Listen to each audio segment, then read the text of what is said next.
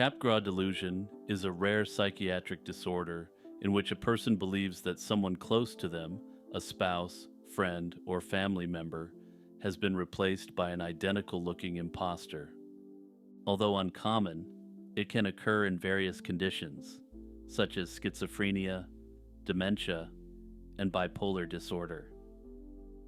People experiencing Capgras may become fearful or hostile toward the supposed imposter, which can seriously strain relationships and overall well-being.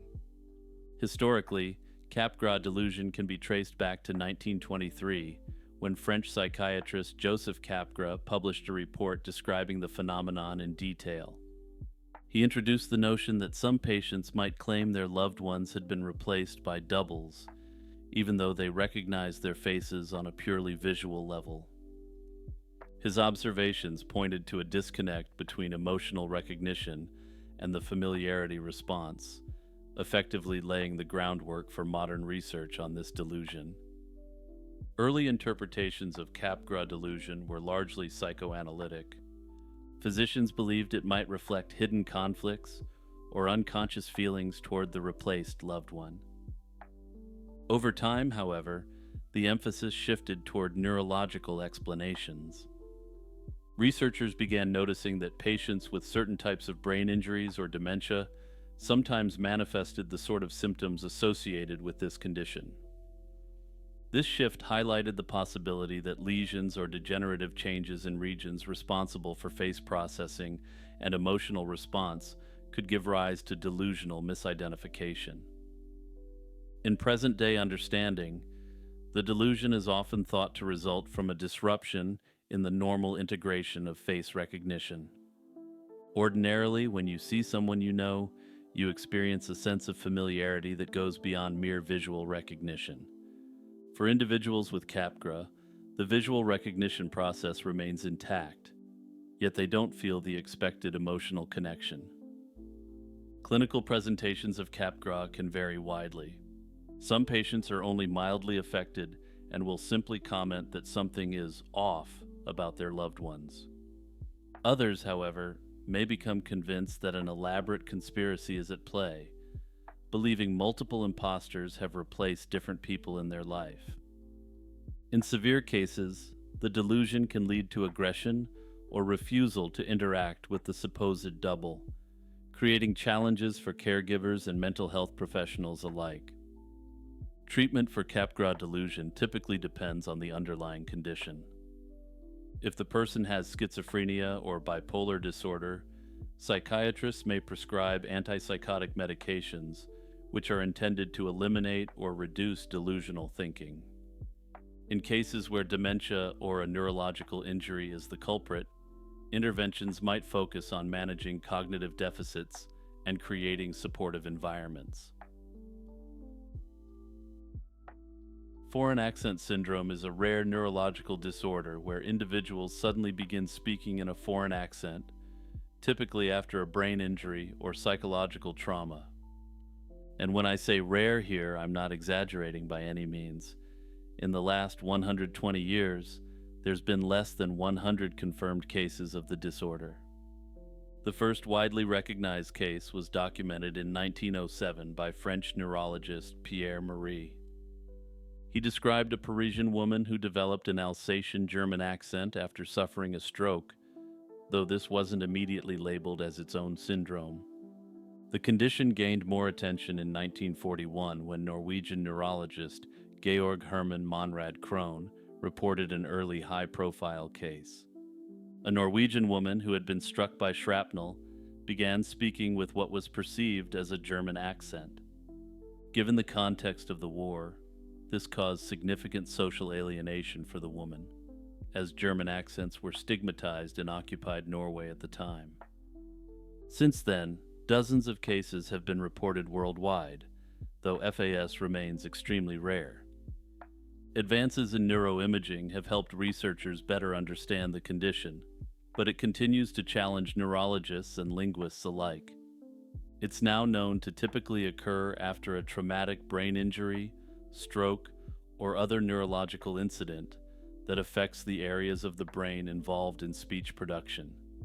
In particular, Damage to the motor speech network, often in the left hemisphere, which controls language, can alter a person's pronunciation, intonation, and rhythm.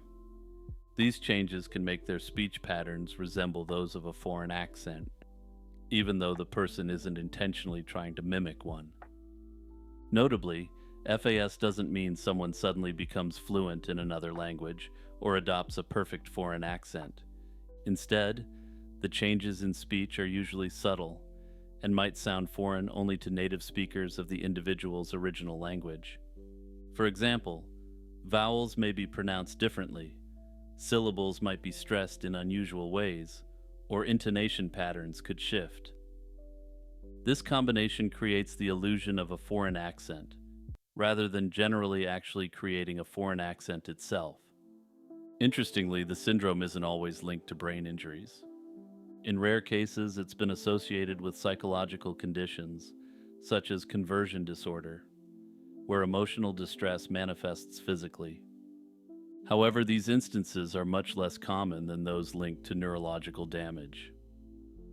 One of the most famous cases in recent years involves Sarah Colwill, a British woman from Devon, England. After suffering from either an extremely severe migraine or a minor stroke, she developed a Chinese-sounding accent, despite never having visited China. But I believe it's always better to show rather than tell, so let's hear from Sarah Colwill herself here for a moment before we discuss the mystery more. My name is Sarah Colwill. I am 40 years old, born and bred here in Plymouth.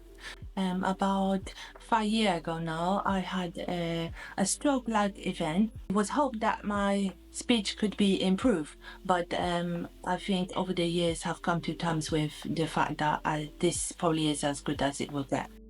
While the exact mechanisms of FAS aren't fully understood, advances in technology have shed light on its neurological underpinnings.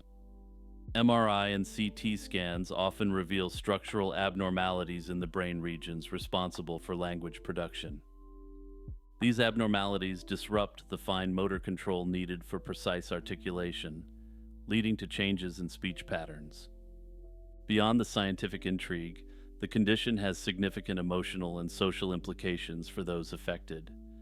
People with FAS often face confusion, disbelief, or even ridicule from others who assume they're faking their condition. The sudden change in accent can also impact their sense of identity, as accents are closely tied to cultural and personal identity. Further, it's been reported that some sufferers become reclusive or nervous to speak around certain people for fear that they'll be perceived as making fun of a certain accent. Alien hand syndrome is a rare neurological condition in which a person's hand seems to act on its own, performing movements that are independent of the person's conscious intentions. Individuals with AHS often describe feeling as though their hand has developed its own mind, grabbing objects, interfering with tasks, or moving in ways disruptive to their daily life.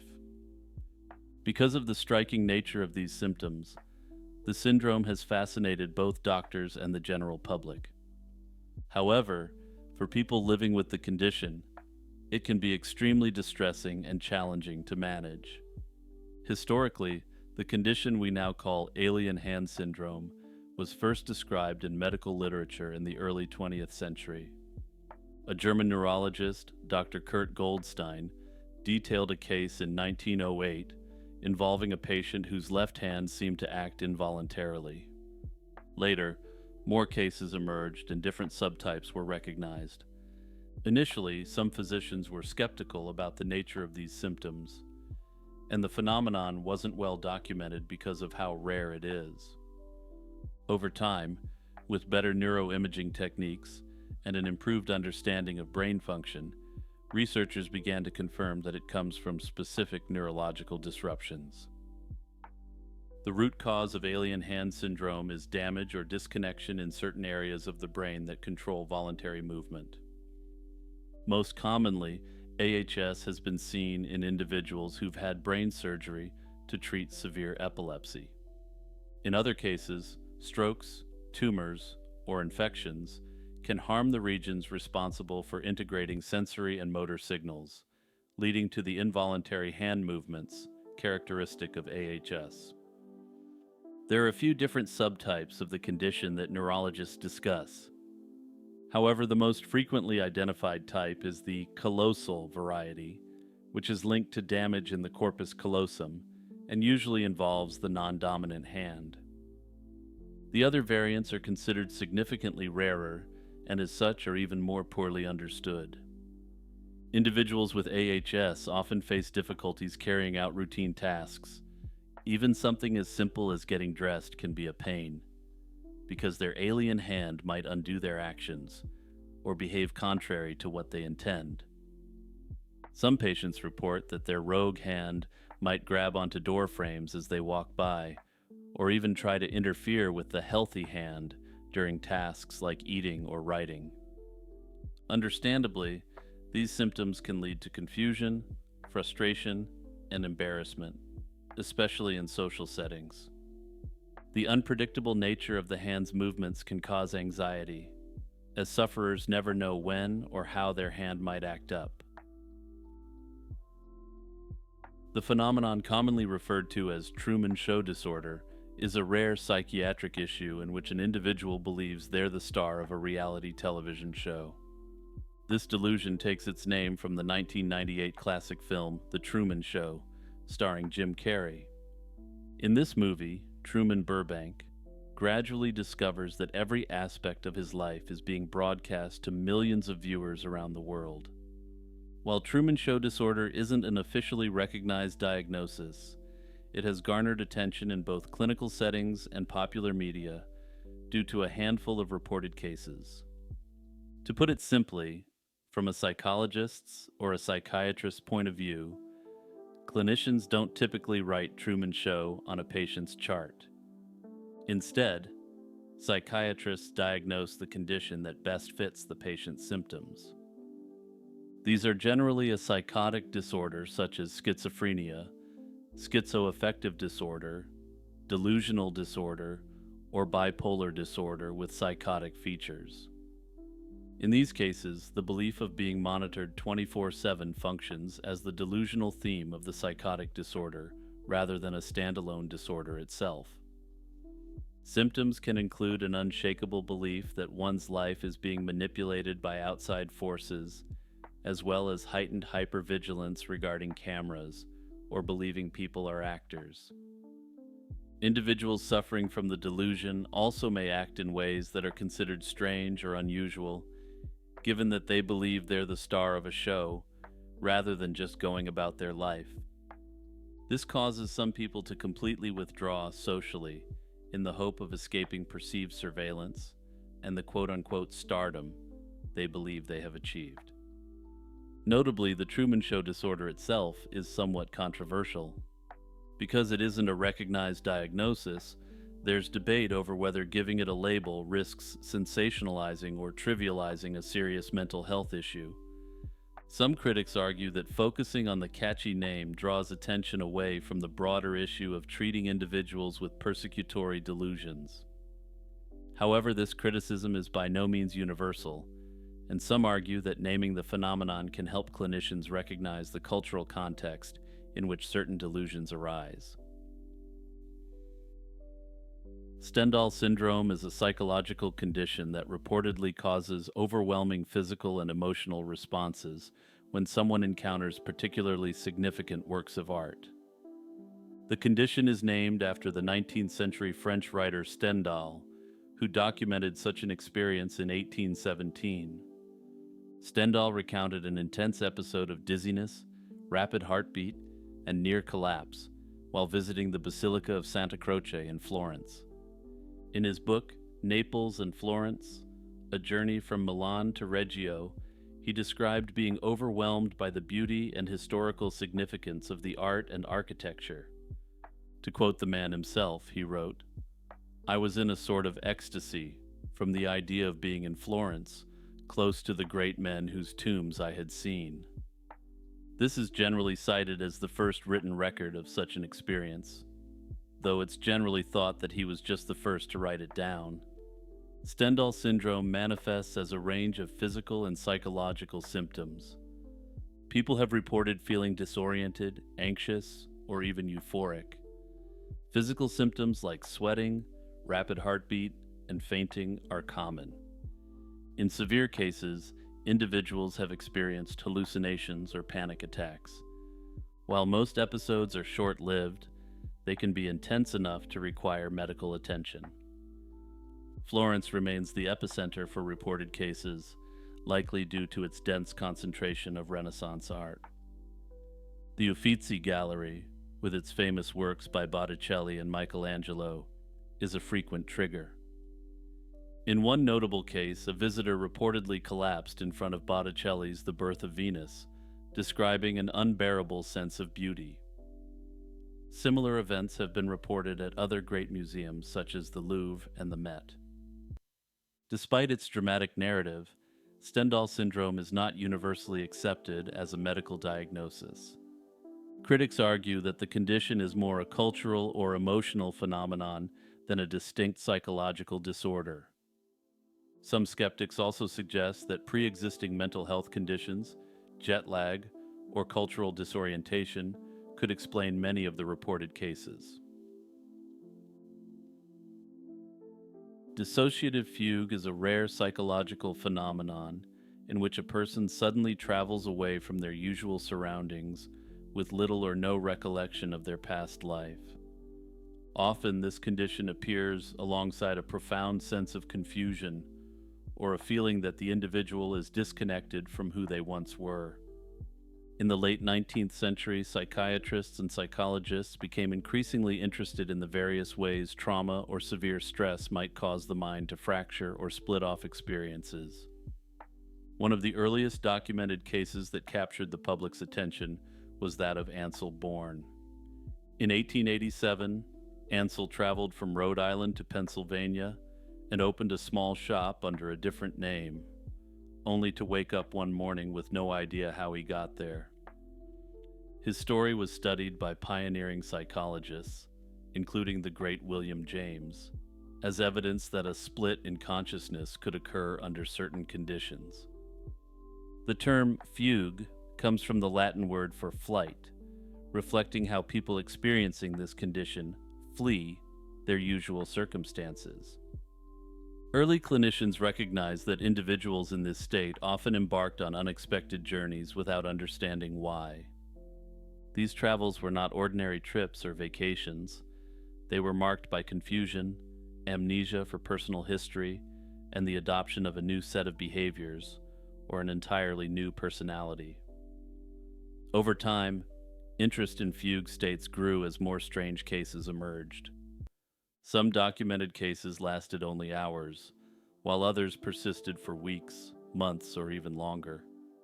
When the American Psychiatric Association first codified mental disorders in the Diagnostic and Statistical Manual, dissociative conditions were relatively small categories. In the DSM, published in 1952, and DSM-2, published in 1968, dissociative disorders were often lumped together with other, quote, hysterical conditions. By the time the DSM-3 came out in 1980, the diagnostic criteria had begun to evolve, and the term psychogenic fugue was recognized as a distinct entity. Later, the DSM-4 replaced the phrase psychogenic fugue with dissociative fugue, but still treated it as a standalone disorder. It wasn't until the DSM-5, published in 2013, that dissociative fugue became categorized as a specifier under the broader umbrella of dissociative amnesia, rather than a separate diagnosis. This shift reflected a deeper understanding that these fugue states are frequently intertwined with other dissociative symptoms, particularly difficulties in recalling autobiographical information. Thus, a person might be diagnosed with dissociative amnesia with dissociative fugue if their memory problems include sudden, unplanned travel away from home. But what causes these severe episodes? Dissociative fugues are often linked to severe stress, trauma, or intense emotional conflicts. People who develop fugues tend to have experienced major life stressors, such as personal loss, collapsing personal lives, war, or natural disasters. When the mind is pushed to its limit, it may attempt to protect itself by compartmentalizing painful experiences and fleeing entirely from the life in which the trauma occurred. Dissociative fugue, then, can be seen as an extreme coping mechanism, an unconscious effort to detach from an intolerable situation or memory. During a fugue state, an individual typically appears outwardly functional. They might hold down a new job, interact socially in unfamiliar settings, and carry on a seemingly normal routine, though it's often quite different from their usual lifestyle. The person may have no recollection of their past self, relationships, or personal history. Friends, family, and co-workers back home are left baffled as they discover that their loved one has vanished with no warning. The length of a fugue can vary drastically, from brief episodes that last just a few hours or days, to prolonged periods that span weeks, months, or even many years. Interestingly, many people who exit a fugue state experience a rather abrupt return to their original identity and memories. This can create a secondary wave of distress as they grapple with the idea that they lost time and possibly formed new relationships or engaged in activities they don't recognize. Notably, in some instances, people who have suffered from a dissociative fugue realize they preferred the lifestyle they were living during their fugue state and wish to return to it. In a number of these cases, individuals refuse to return back to their old lifestyle, leaving their friends and family shocked and disheartened. Dissociative fugues are controversial by their very nature. One aspect of dissociative fugue that has drawn controversy is its rarity and apparent dramatic presentation. Some critics question whether it's overdiagnosed or even real in certain cases, suggesting that the striking nature of fugue states might lead to sensationalism.